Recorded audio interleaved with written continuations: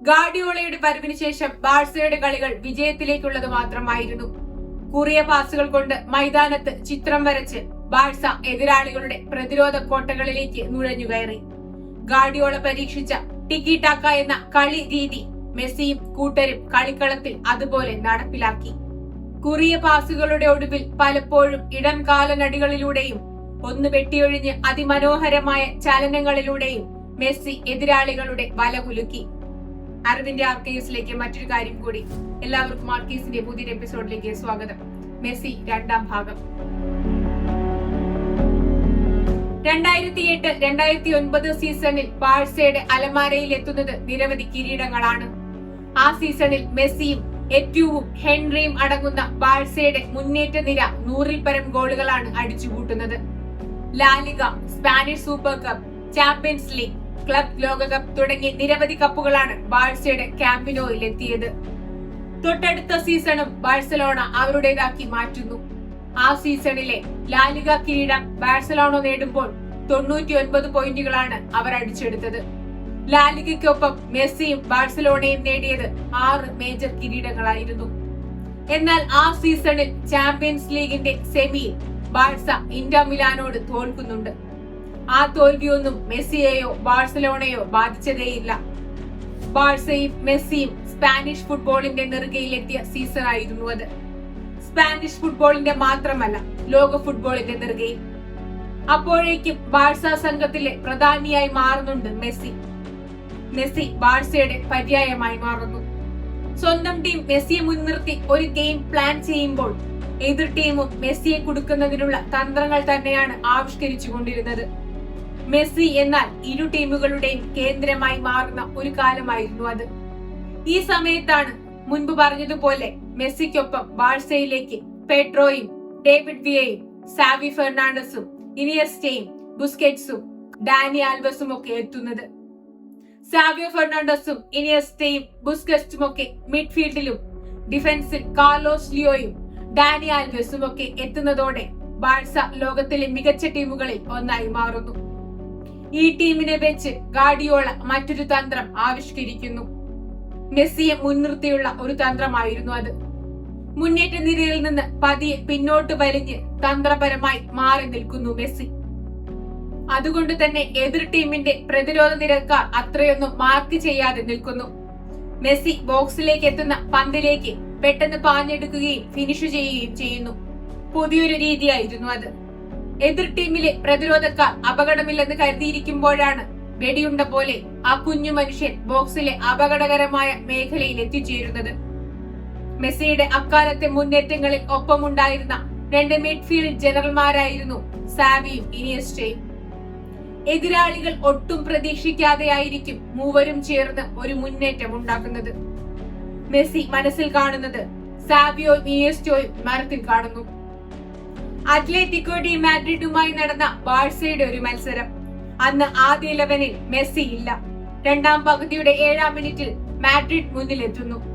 ആരാധകർ ആർത്തു വിളിക്കുന്നു. പക്ഷേ മാഡ്രിഡിന്റെ കോച്ച് ഡീഗോ സിമിയോണി മിണ്ടാതിരിക്കുന്നത് കണ്ട പത്രപ്രവർത്തകർ ചോദിച്ചു, ഗോളടിച്ച് ലീഡ് നേടിയിട്ടും താങ്കൾ എന്താണ് മൗനം പാലിച്ചത്? സിമിയോണിയുടെ ഉത്തരം ഇതായിരുന്നു, മെസ്സി വാമപ്പ് ചെയ്യുന്നത് ഞാൻ കണ്ടിരുന്നു. അയാൾ ഇറങ്ങിയാൽ കളി മാറിമറിയാൻ നിമിഷങ്ങൾ മതി എന്നായിരുന്നു. അതുപോലെ തന്നെ സംഭവിച്ചു.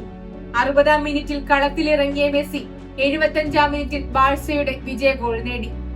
ഇനി മെസ്സി ബാഴ്സയ്ക്ക് വേണ്ടി നടത്തിയ കളി മികവിനെ കുറിച്ചാണ്. ബാഴ്സയുടെ ഫസ്റ്റ് ടീമിന് വേണ്ടി മെസ്സി നേടിയത് 700-നടുത്ത് ഗോളുകളാണ്. 300-നടുത്ത് അസിസ്റ്റുകൾ ചെയ്ത മെസ്സി 10 ലാലിഗയും 8 സ്പാനിഷ് സൂപ്പർ കപ്പും 7 കോപ്പ ദെൽ റേയും 4 ചാമ്പ്യൻസ് ലീഗും 3 യുവേഫ കപ്പും 3 ക്ലബ് വേൾഡ് കപ്പും ഉൾപ്പെടെ 35 ജെറ്റിലുകളാണ് വിൻ ചെയ്തത്. ഈ കാലയളവിൽ വ്യക്തിപരമായി മെസ്സിയെ തേടിയെത്തിയത് 78 അവാർഡുകളാണ്. ഇന്റർനാഷണൽ കരിയർ ക്ലബ് ഫുട്ബോളിൽ മായാജാലങ്ങൾ കാട്ടിയ മെസ്സി എന്ന ഫുട്ബോളർ സ്വന്തം രാജ്യത്തിനു വേണ്ടി കളിക്കാനിറങ്ങുന്നത് 2005 18-ാം വയസ്സിലാണ്. ആദ്യ കളിയിൽ 64-ാം മിനിറ്റിൽ പകരക്കാരനായാണ് മെസ്സി കളിക്കളത്തിൽ ഇറങ്ങുന്നത്. എന്നാൽ മെസ്സിയുടെ വരവ് ആവേശത്തോടെ കാത്തിരുന്ന ആരാധകരെ അമ്പെ നിരാശപ്പെടുത്തി 66-ാം മിനിറ്റിൽ ചുവപ്പ് കാർഡിലൂടെ പുറത്തേക്ക് പോകേണ്ടി വരുന്നു മെസ്സിക്ക്.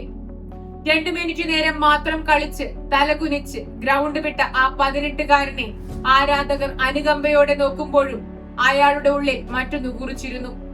തന്റെ ആദ്യ സീനിയർ രാജ്യാന്തര കളിക്ക് തൊട്ടുമുമ്പുള്ള വർഷമാണ് അർജന്റീനയുടെ യൂത്ത് ടീമിന് വേണ്ടി മെസ്സിയും സംഘവും കപ്പ് നേടുന്നത്. അന്ന് 6 ഗോളുകൾ നേടിയ മെസ്സിയെ മറക്കാത്ത അർജന്റീനക്കാർക്ക് അറിയാമായിരുന്നു ഇയാൾ തങ്ങളുടെ രാജ്യത്തിന്റെ ഫുട്ബോൾ പ്രതീക്ഷകൾ വാനോളം ഉയർത്തുമെന്ന്. 2006 ലോകകപ്പ് മത്സരത്തിൽ സെർബിയയ്ക്ക് എതിരായിരുന്നു മെസ്സിയുടെ ലോകകപ്പ് അരങ്ങേറ്റം.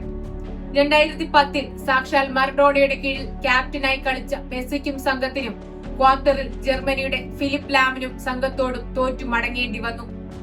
ലോകകപ്പിലെ പരാജയങ്ങൾ പിന്നെയും മെസ്സിയെ പിന്തുടർന്നുകൊണ്ടേയിരുന്നു.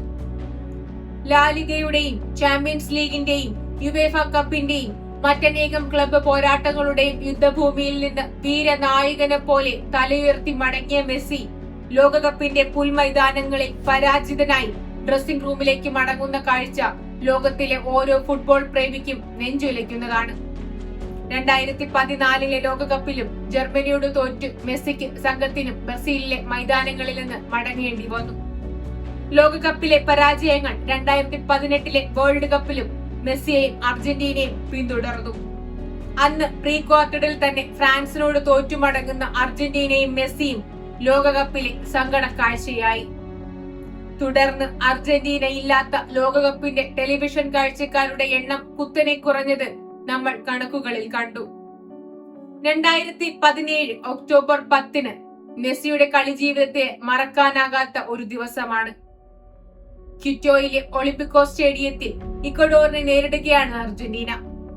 സമുദ്രനിരപ്പിൽ നിന്ന് 9000 അടിയിലധികം ഉയരമുള്ള സ്ഥലമാണ് ക്വിറ്റോ സ്റ്റേഡിയം. 2018 ഫ്രാൻസിനോട് തോറ്റുമടങ്ങിയ ലോകകപ്പിന്റെ യോഗ്യതാ മത്സരമാണ് അവിടെ നടക്കുന്നത്.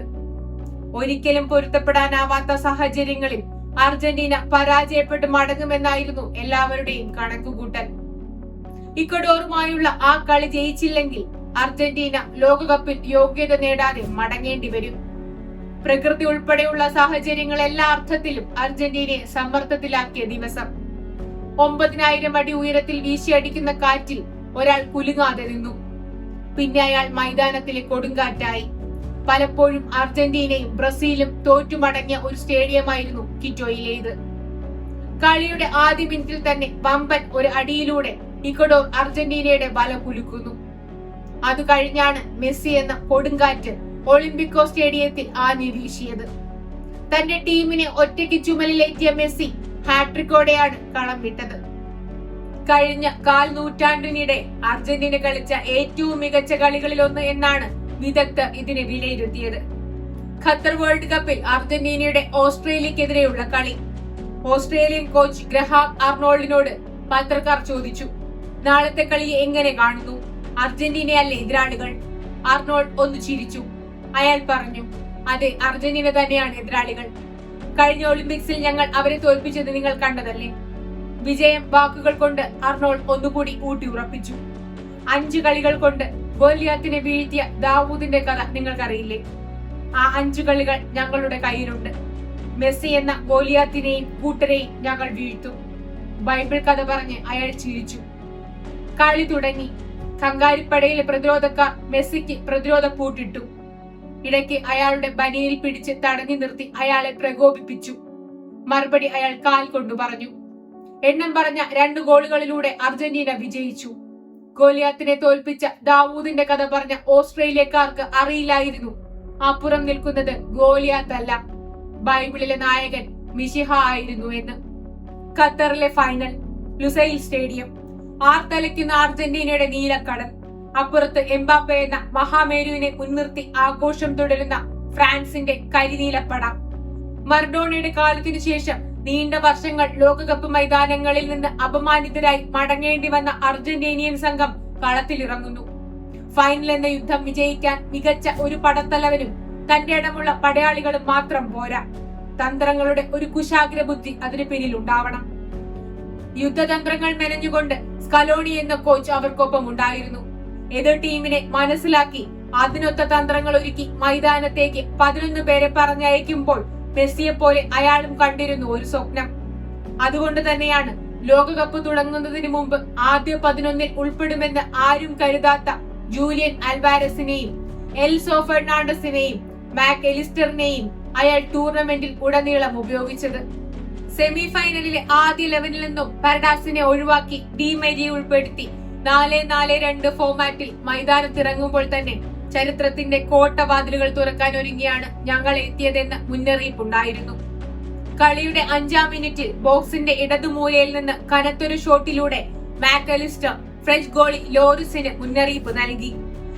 കളിയുടെ 21-ാം മിനിറ്റ് ഫ്രാൻസിന്റെ ബോക്സിന് പുറത്ത് എലിസ്റ്ററിൽ നിന്ന് പന്ത് സ്വീകരിച്ച ആൽവരസ് ഇടത് വിങ്ങിലൂടെ ഓടിയെടുക്കുന്ന മരിയയുടെ കാലിലേക്ക് എത്തിക്കുന്നു.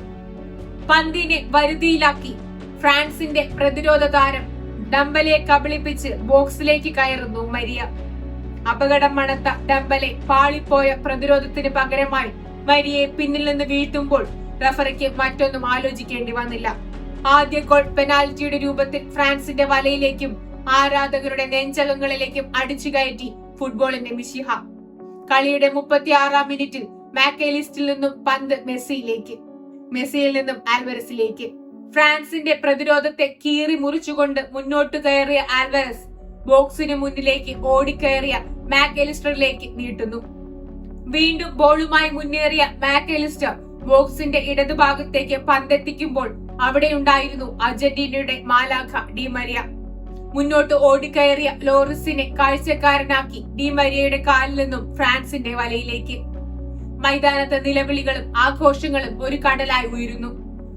കഴിഞ്ഞ 4 ദശകങ്ങൾ തങ്ങൾക്ക് അന്യമായിരുന്ന ലോകകപ്പ് ആഗ്രഹങ്ങളുടെ മേശമേൽ അവരെടുത്തു വയ്ക്കുന്നു.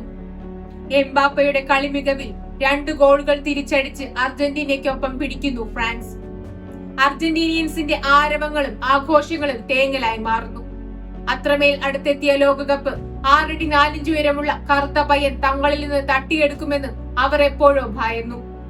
അത്രമേൽ ചടുലമായിരുന്നു അവന്റെ തന്ത്രങ്ങളും വേഗങ്ങളും. എന്നാൽ അങ്ങനെ അങ്ങ് വിട്ടുകൊടുക്കാൻ തയ്യാറാകാതിരുന്ന ഒരാളുണ്ടായിരുന്നു മൈതാനത്ത്. റൊസാരിയോയിലെ പുൽമൈതാനങ്ങളിൽ മുത്തശ്ശി വാങ്ങിക്കൊടുത്ത തോൽപന്തിൽ പന്ത് തട്ടി തുടങ്ങിയ ലയണൽ ആൻഡ്രസ് മെസ്സി കുറ്റിച്ചിനോ. കളി അധിക സമയത്തേക്ക് നീളുന്നു. മൊളീനയെ പിൻവലിച്ച് മോണ്ടിയേലിനെ ഇറക്കിക്കൊണ്ട് സ്കലോണി എക്സ്ട്രാ ടൈമിലേക്ക് ടീമിനെ ഇറക്കുന്നു. തന്ത്രങ്ങളും മറുതന്ത്രങ്ങളുമായി നിറഞ്ഞാടിയ അധിക സമയത്തിന്റെ ആദ്യ പകുതി 108-ാം മിനിറ്റിലാണ് ആ നിമിഷം എത്തിയത്. ലോകം കാത്തിരുന്ന നിമിഷം. എൽസോ ഫെർണാണ്ടസിന് ബോൾ കൈമാറി മെസ്സി ബോക്സിലേക്ക്. അവിടെ നിന്ന് മാർട്ടിൻസിലേക്ക് എത്തിയ ബോൾ കൃത്യമായി ഒരു ഷോട്ടിലൂടെ വലയിലേക്ക് നീങ്ങിയെങ്കിലും ലോറിസിന്റെ ഒരു മിന്നൽ തടയൽ. മടങ്ങിയ പന്ത് മെസ്സിയുടെ കാലുകളിൽ നിന്ന് വലയിലേക്ക്. ലോകം ആർത്തലച്ച നിമിഷം. തന്റെ പിഴവിൽ നിന്ന് ഫ്രാൻസ് 2-ാം ഗോൾ നേടുമ്പോൾ അയാൾ ഉള്ളിൽ പറഞ്ഞിട്ടുണ്ടാവണം പരിഹാരം താൻ തന്നെയാണ് എന്ന്. അർജന്റീനിയൻ ആരാധകരുടെ ആഘോഷങ്ങൾക്ക് ആയുസ് അധികമുണ്ടായിരുന്നില്ല. അധിക സമയത്തിന്റെ അവസാന മിനിറ്റിൽ എംബാപ്പയുടെ കാലിൽ നിന്ന് വന്ന മറ്റൊരു പെനാൽറ്റിയിലൂടെ ഫ്രാൻസ് ഒപ്പത്തിനൊപ്പം. പിന്നെ കണ്ടത് ചരിത്രം. ഷൂട്ടൌട്ടിൽ ലോക കിരീടം മെസ്സിയിലേക്കും അർജന്റീനയിലേക്കും. ബ്യൂണസ് അയേഴ്സിലെ തെരുവുകൾ അന്ന് ഉറങ്ങിയതേയില്ല. റൊസാരിയിലെ വീടുകളിൽ പുതിയൊരു ചരിത്രം പിറന്നു. മുത്തശ്ശിമാർ കുഞ്ഞുമക്കൾക്ക് പുതിയ കഥ പറഞ്ഞു കൊടുത്തു. രാജ്യം പോയ രാജാവിന്റെ അല്ല, കിരീടം തിരിച്ചു പിടിച്ച രാജകുമാരന്റെ. അവസാന വരവിൽ പടവെട്ടി കിരീടം നേടിയ രാജകുമാരന്റെ കഥ. കാൽപന്ത് കൊണ്ട് കോടിക്കണക്കിന് ജനങ്ങളുടെ വികാര വിചാരങ്ങളെ നിയന്ത്രിച്ച അവരുടെ ഉള്ളിലേക്ക് ഓടിക്കയറിയ മെസ്സി എന്ന മിശിഹായുടെ കഥ പറഞ്ഞവസാനിപ്പിക്കാൻ കഴിയുന്നതേ അല്ല. കണ്ണീരണിഞ്ഞ് ബാഴ്സ വിട്ട മെസ്സി അമേരിക്കയിലെ മയാമിയിൽ ഇപ്പോഴും കളി തുടരുന്നുണ്ട്. അയാൾക്ക് വേണ്ടി മാത്രമല്ല, നമുക്ക് വേണ്ടി കൂടി.